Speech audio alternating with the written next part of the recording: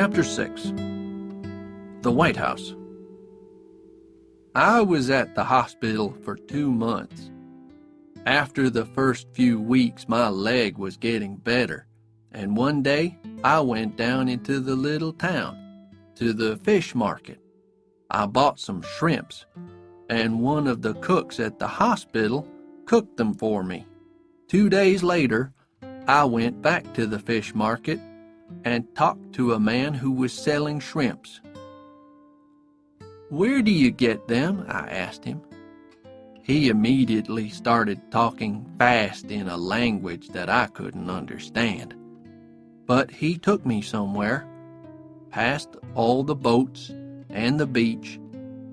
There, he took a net and put it in the water. When he took it out again, it was full of shrimps. Every day for the next few weeks, I went with Mr. Chi, that was his name, and watched him while he worked. He showed me how to catch shrimps with the net, and it was so easy that an idiot was able to do it, which I did.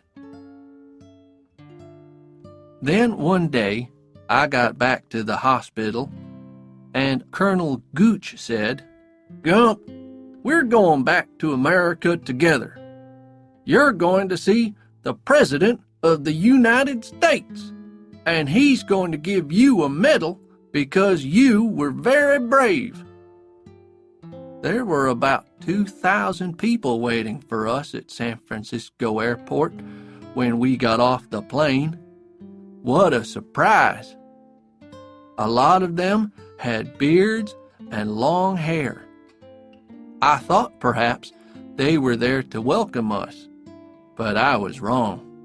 They were shouting unpleasant things, and then somebody threw a tomato at Colonel Gooch, and it hit him in the face.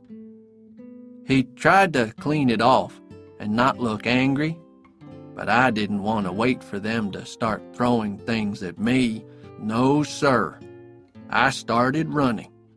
The people ran after me, all 2,000 of them, but they couldn't catch me.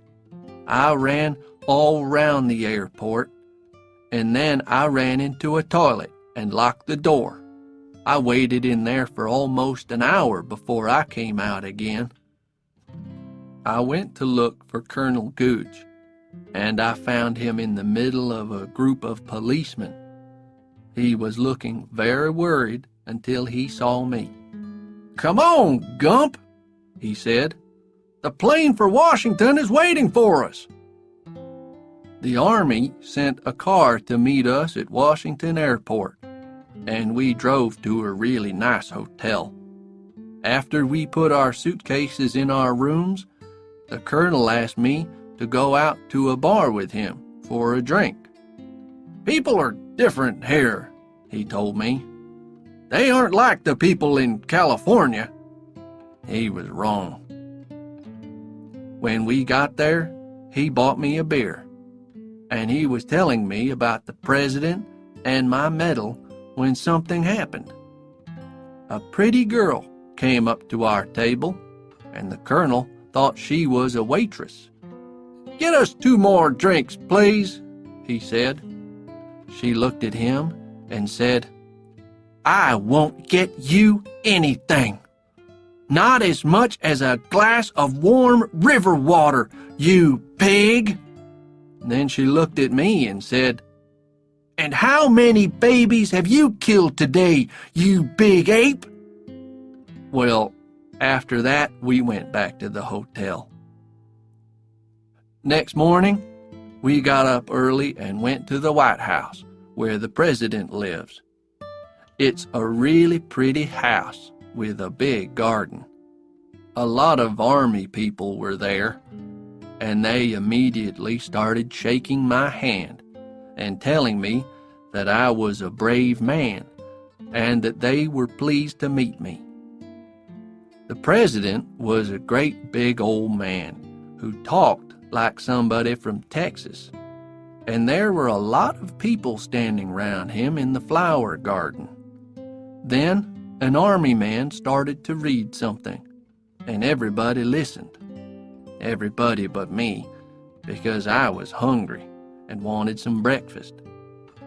At last, the army man finished reading, and then the president came up and gave me the medal. After that, he began to shake my hand.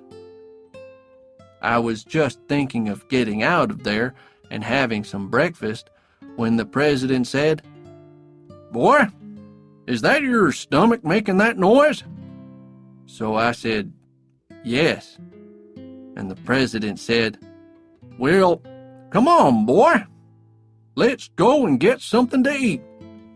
And I followed him into the house, and a waiter got us some breakfast. The president asked me a lot of questions about Vietnam and the army, but I just said, "Yes, it's okay," or shook my head to say no.